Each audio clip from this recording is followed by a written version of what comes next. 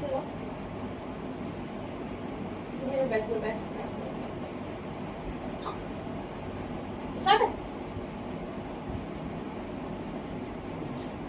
Hello champions, welcome to एडोमिराटी। तो आज हम लोग बात करेंगे क्लास 10 जो आपका बहुत ही मोस्ट इंपोर्टेंट चैप्टर है। इंपॉर्टेंट टॉपिक है आपका लाइट। इस लेक्चर में हम बात करेंगे, इस वीडियो में हम बात करेंगे आपके लाइट चैप्टर के सारे टॉपिक्स कवर करेंगे। इसमें हम लोग 12 लेक्चर्स कवर करेंगे। हर लेक्चर को आपको पूरा देखना है। 15-15, 20-20 मिनट के आपके लेक्चर्स होंगे। आप इसको कभी भी देख सकते हैं, एनी टाइम। अगर आप इतना देख लेते हैं तो 110% आपको अच्छे मार्क्स मिल जाएंगे। ओके, सो आपको फुल वीडियो देखनी है और सारे वीडियो देखने हैं। चलिए बात करते हैं इसमें हम लाइट की। लाइट होता क्या है? देखिए, जब भी लाइट जो होती है, लाइट एक्चुअली में क्या होता है, एक मिनट रुकना। लाइट एक्चुअली में होता क्या है? अगर लाइट दुनिया में है तभी हम लोग आपस में देख सकते हैं, आप हमें देख सकते हैं। अगर लाइट नहीं होगी तो देयर इज नो रेसिज्म। कोई सब इंसान कैसा दिखेगा? सब इंसान आपको काले काले दिखेंगे, एकदम काले। जैसे कि मान लीजिए मगरेला टाइप एकदम काले काले लोग। अगर लाइट है तो आप हमको देख सकते हैं, किसी को देख सकते हैं, किसी के बीच में कंपैरिजन कर सकते हैं, कोई गोरा है कोई काला है। ओके, तो अगर हम बात करें, लाइट जो होती है आपकी स्ट्रेट लाइन में ट्रेवल करेगी। जैसे आप देख सकते हैं बोर्ड पे, देखिए यहाँ से आपकी रोशनी आई कहाँ? रोशनी आ जा। हाँ, ये आपकी लाइट आई, टकराई इससे, और टकरा के ये वापस गई यहाँ पे। तो लाइट हमेशा किसी न किसी सरफेस से टकराएगी और वो रिफ्लेक्ट हो जाएगी। तो इस चैप्टर में हम लोग रिफ्लेक्शन एंड रिफ्रैक्शन क्या होता है वो आगे लेक्चर्स में पढ़ेंगे। नेक्स्ट बात करते हैं हम लोग, लाइट होता है क्या? It is a form of energy that produces the sensation of vision. अभी मैंने आपको स्टार्टिंग में बताया लाइट क्या है। एक ऐसी एनर्जी है जिसकी वजह से हम आपस में देख सकते हैं। ये हमेशा रेक्टिलिनियर प्रोपगेशन का मतलब होता है लाइट स्ट्रेट लाइन में ट्रेवल करेगी, यहाँ से गई और टकरा के वापस आई, इस तरीके से। जैसे यहाँ से लाइट है, ये रोशनदान है, इसका खुला है, यहाँ से यहाँ से आया। ये देखिए, इसको गौर से देखिए, थोड़ा मोटिवेशन हुई है, ये पढ़ रहा है और आप क्या कर रहे हो, सोच रहे हो कुछ। तो इस तरीके से लाइट आ रही है और ये उजाला में पढ़ रहा है।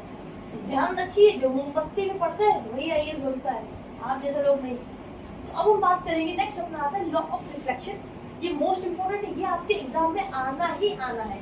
इसका पहला लॉ कहता है the angle of incidence is equal to the angle of reflection. कहने का मतलब क्या होता है, जैसे मान के चलिए ये आपका क्या है, ये आपका मिरर है, ये कोई सरफेस है। तो इस पे लाइट आके टकराई और टकरा के ये क्या हुई, ये वापस गई। ये लाइट आपकी आई और ये टकरा के आपकी लाइट वापस गई। तो जब वापस गई, ये बीच वाली है किसी के अलोंग लाइन टकरा रही हो, तो इसे हम लोग कहते हैं नॉर्मल। इसे क्या कहते हैं बच्चों? नॉर्मल। और ये आपकी क्या होती है? ये होती है आपकी incident ray. This is your incident ray, जो टकराई और टकरा के वापस गई, तो ये हुई रिफ्लेक्टेड रे। नाउ हम बात करेंगे नॉर्मल और इंसिडेंट के बीच में जो एंगल बनता है उसे हम आई से डिनोट करते हैं, उसे कहते हैं एंगल ऑफ इंसिडेंस। और नॉर्मल और रिफ्लेक्ट रे के बीच में जो एंगल बनता है उसे हम बोलते हैं एंगल ऑफ रिफ्लेक्शन। तो फर्स्ट लॉ आपका कहता है कि angle of incidence equals to angle of reflection होता है। सेकंड लॉ की बात करेंगे हम लोग। इसमें कहा गया है incident normal mirrored to the point of incidence and reflected, सामने से हटना, point of incidence and reflected lying in the same plane. कहने का मतलब incident ray, normal and reflected, ये तीनों एक ही प्लेन में लाई करेंगे। ओके, तो ये आपका हो गया लॉ ऑफ रिफ्लेक्शन। इसमें क्या कहा गया है, दो पॉइंट आपको याद रखने हैं, angle of incidence angle of reflection के बराबर होगा। दूसरी चीज इसमें कही गई है कि इंसिडेंट रे, रिफ्लेक्टेड रे और नॉर्मल तीनों एक ही लाइन में, एक ही प्लेन पे लाई करेंगे। ओके, नेक्स्ट हम देखते हैं इसमें, एक मिनट मैं इसको इरेज कर दूं। नेक्स्ट ये आपको देखते चलिए, ये मिरर है आपका, आपने अपने घर में देखा होगा जो सिल्वर कोटेड मिरर होता है। तोड़ के देखिएगा, ज्यादा से ज्यादा मम्मी आपको तोड़ेंगी ही तुरंत। तो सिल्वर कोटेड मिरर होता है, एक प्लेन मिरर, ठीक है, उसके पीछे सिल्वर कोटेड होता है। नेक्स्ट देखते हैं, नेक्स्ट स्लाइड। किसी भी मिरर में क्या होता है, एक रिफ्लेक्टिंग सरफेस होती है जहां से लाइट टकराती है, और एक ओपेक सरफेस होती है जहां से लाइट टकराती नहीं है। ठीक है, तो एक रिफ्लेक्टिंग सरफेस होता है और एक ओपेक सरफेस होता है। अब देखिए, रिफ्लेक्शन भी आपके दो तरीके के होते हैं, एक रेगुलर रिफ्लेक्शन और एक इरेगुलर रिफ्लेक्शन। रेगुलर रिफ्लेक्शन में क्या होता है, जब भी लाइट आके टकराएगी तो एक डायरेक्शन में जाएगी, जैसे कि इसमें आप देख सकते हैं ये लाइट आई, टकराई और एक डायरेक्शन में गई, लाइट आई, टकराई और एक डायरेक्शन में गई। क्या लिखा है? रिफ्लेक्शन थ्रू स्मूथ सरफेस, मतलब ये सरफेस आपका कैसा है? स्मूथ सरफेस है। प्लेन ग्लास हो गया, वाटर हो गया, इन सब जगहों पे जो लाइट टकराएगी और एक डायरेक्शन में जाएगी उसे हम रेगुलर रिफ्लेक्शन कहते हैं।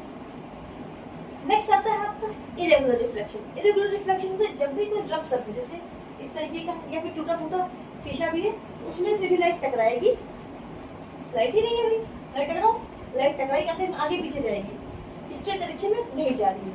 ओके, तो आपका हो गया regular reflection, irregular reflection. Next है characteristics of the image obtained in a plane mirror. तो इससे पहले कैरेक्टरिस्टिक्स पढ़ने से पहले आप खुद ही सोचिए, आप शीशे के सामने खड़े हैं, तो जब आप शीशे के सामने खड़े हैं तो क्या क्या कंडीशन हो सकती है? पहली चीज, आप ऐसे खड़े होंगे शीशे के सामने, तो आप जैसे खड़े हैं आपको वैसी इमेज आपको दिख रही होगी, तो उसे हम लोग बोलते हैं इरेक्टेड इमेज। कुछ कुछ शीशे कहने का मतलब इरेक्टेड इमेज, सपोज ये शीशा है, ये आपका मिरर है और ये आप इस तरीके से, अगर इस तरीके से इमेज बनती है सेम से, तो इसे बोलते हैं इरेक्ट इमेज। अगर आपका आप ये है, आप ये ऑब्जेक्ट और आपकी इमेज उल्टी बनती है, एक मिनट, अगर आपकी इमेज उल्टी बनती है तो इसे हम बोलते हैं इन्वर्टेड इमेज। ठीक, तो पहली चीज हमें शीशे में या मिरर में इरेक्ट इमेज मिलती है। दूसरी चीज, हम जो शीशे में देखते हैं उसमें सेम साइज का होता है। The image formed in a plane mirror is erect, मतलब जैसा ये खड़ा है वैसा इधर है और एंड ऑफ सेम साइज, जितना बड़ा इधर है उतना बड़ा ही इधर है। सेकंड पॉइंट देखते हैं, आप जब शीशे में देखते हैं तो आपकी इमेज क्या होती है? इसलिए मिरर मैंने बनाया, आप यहाँ से 2 मीटर की दूरी पे है तो आपकी इमेज भी इधर कहाँ बनेगी? 2 मीटर की ही दूरी पे बनेगी, यानी सेम डिस्टेंस पे बनेगी। इसमें आप देख सकते हैं ये आपकी है लाइन, बैक करके ये आपका है ऑब्जेक्ट और ये आपकी इमेज, दोनों सेम डिस्टेंस पे बनेंगे। ठीक है, थर्ड पॉइंट देखते हैं, image in a mirror is literally inverted. Simple, आप शीशे के सामने प्रैक्टिकल करके देख सकते हैं। आप शीशे में ये हाथ उठाएंगे तो आपको ये हाथ उठा दिखता है, आप ऐसे देखेंगे तो आपको इस तरीके से इमेज दिखती है। ठीक, जैसे आप देख सकते हैं ये भोला भाला लड़का हाथ उठाया, इधर से भी इसका उल्टा हाथ उठा हुआ है। ठीक है, नेक्स्ट देखते हैं, आगे बढ़ते हैं। ये कुछ छोटा सा एग्जांपल है, आप देख सकते हैं प्रैक्टिकली। ये ऑब्जेक्ट आपका 8 मीटर की दूरी पे है तो इसकी इमेज कहाँ बनेगी? सिंपल सी चीज, इसकी इमेज कहाँ बनेगी? 8 मीटर की दूरी पे। टोटल डिस्टेंस कितनी होगी? टोटल डिस्टेंस आपकी कितनी होगी? देखिए 16 मीटर। ऑब्जेक्ट और इमेज के बीच की डिस्टेंस 16 मीटर होगी। ठीक, एक और एग्जांपल होगा ऐसा, आप लोग देख सकते हैं। अभी आप थोड़ा सा आगे दौड़ के आया बालक, ये 6 मीटर की दूरी पे है, ये भी 6 मीटर की दूरी पे है, तो ऑब्जेक्ट और इमेज के बीच की डिस्टेंस आपकी 12 मीटर हो गई। आई होप आप लोगों को समझ में आ रहा होगा। अगर समझ में नहीं आ रहा है कमेंट करिए, दोबारा समझा दिया जाएगा। नाउ अब बात करेंगे हम मिरर की।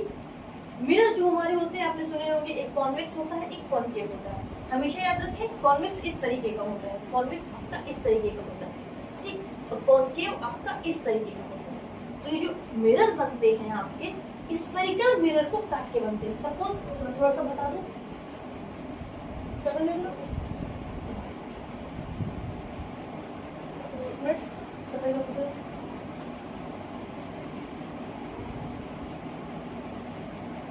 ये आपका एक स्फेयर है, सपोज ये आपका क्या है? स्फेयर। इस स्फेयर में इसको अगर मैंने इधर से काट दिया, ठीक है, इधर से काटा तो इधर से आपके लाइट टकराएगी, इधर से लाइट टकराएगी, ये रिफ्लेक्टिंग सरफेस होगा, तो ये कॉन्वेक्स मिरर है। ठीक है, नेक्स्ट अगर मैंने इधर से काटा तो ये इस तरीके से बनेगा। अगर मैं पूरा बनाऊं तो ये आपका कॉनकेव मिरर है। ठीक है, ये आपका इधर का रिफ्लेक्टिंग है, ये ओपेक है, इसमें इधर से टकराता है तो ये रिफ्लेक्टिंग होता है और ये ओपेक होता है। अगर समझ में आया होगा फिर से देख लीजिए, बना के बता दूं। ये आपका कॉन्वेक्स होता है, किसी स्फीयर से काटा गया है ये, तो ये आपका क्या होता है? रिफ्लेक्टिंग और ये ओपेक। ऐसे ही कॉनकेव मिरर का ये होता है, तो ये रिफ्लेक्टिंग होता है और ये ओपेक होता है। ठीक है, नेक्स्ट देखते हैं हम लोग। हाँ, नेक्स्ट कॉन्वेक्स मिरर को हम लोग कन्वर्जिंग मिरर भी कहते हैं। ऐसा क्यों होता है? कॉन्वेक्स मिरर को ये क्या, अरे बैक करो जरा, कॉन्वेक्स मिरर को हम लोग डाइवर्जिंग कहते हैं। क्यों? कि जब लाइट आती है, लाइट आ तो रही है, रिफ्लेक्टिंग सरफेस से टकरा रही है, लाइट आके रिफ्लेक्टिंग सरफेस से टकरा के वापस जा रही है, यानी डाइवर्ज हो रही है। वापस जाने को क्या कहते हैं? डाइवर्ज कहते हैं। तो लाइट आई, टकरा के डाइवर्ज हो गई, तो हमने इसको क्या कहा? Diverging mirror. ओके, नेक्स्ट है कॉन्केव मिरर। कॉन्केव मिरर में क्या? लाइट आई टकरा के किसी एक पॉइंट पे क्या हो गई? कन्वर्ज हो गई। जब किसी एक पॉइंट पे कन्वर्ज हो गई उसे हमने कहा कन्वर्जिंग मिरर। तो समझ में आया? कॉन्केव मिरर को कन्वर्जिंग मिरर कहेंगे क्योंकि लाइट रिफ्लेक्टिंग सरफेस पे जाके टकरा के किसी एक पॉइंट पे कन्वर्ज हो जाती है। कॉन्वेक्स मिरर को डाइवर्जिंग मिरर किस लिए कहते हैं? लाइट जाके रिफ्लेक्टिंग सरफेस पे टकराती है, फिर वो लाइट डाइवर्ज हो जाती है, तो उसे हम डाइवर्जिंग मिरर कहते हैं। ओके, नेक्स्ट देखते हैं हम लोग। ये कुछ कॉमन टर्म्स हैं जो आपके मिरर में यूज होते हैं, सारे एक साथ से हैं।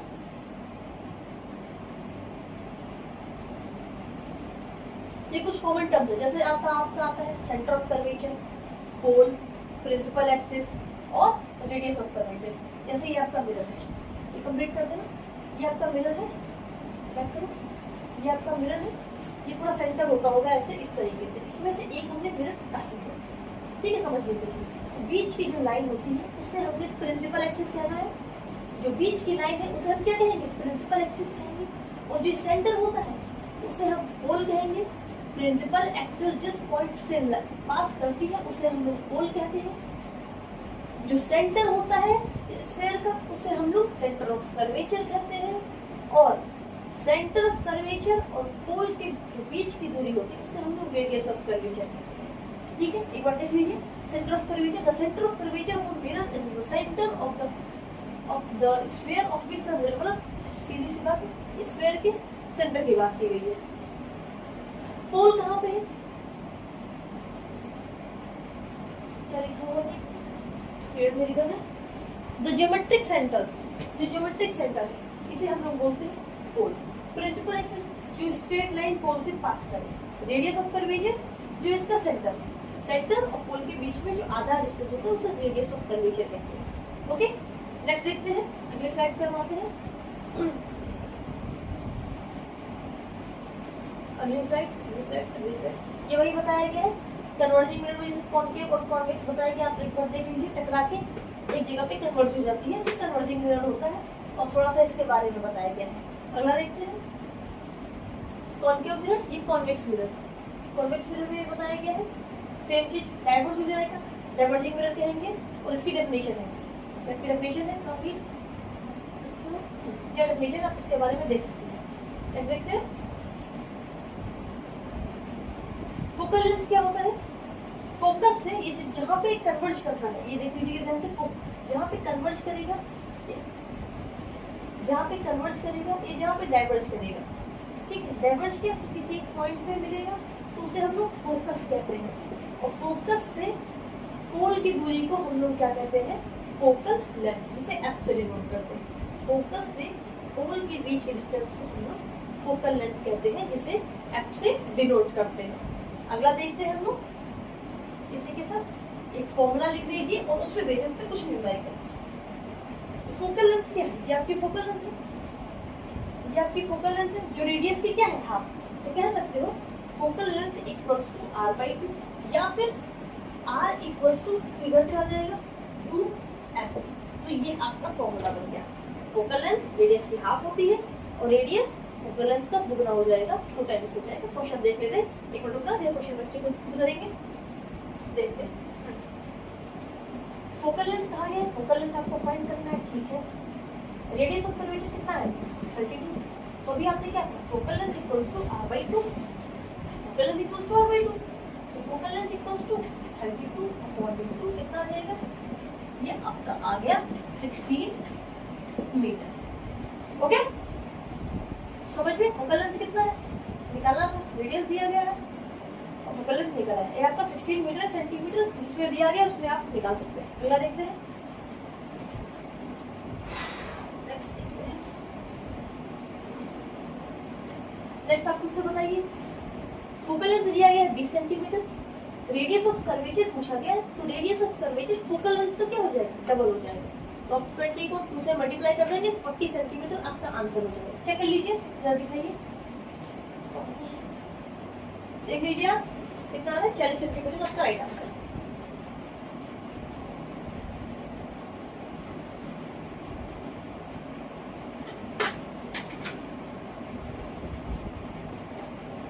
यहीं पे आपका पहला लेक्चर समाप्त होता है। अब मिलते हैं हम लोग नेक्स्ट लेक्चर में। आपको सभी लेक्चर्स देखने हैं ध्यान से, बिना किसी हम लोग टाइम पास के जल्दी जल्दी लेक्चर कंप्लीट करके, जब तक एग्जाम आएंगे तब तक हम लोग इसको 3-4 बार रिवाइज कर चुके होंगे। ठीक है, तब तक टेक केयर, बाय बाय।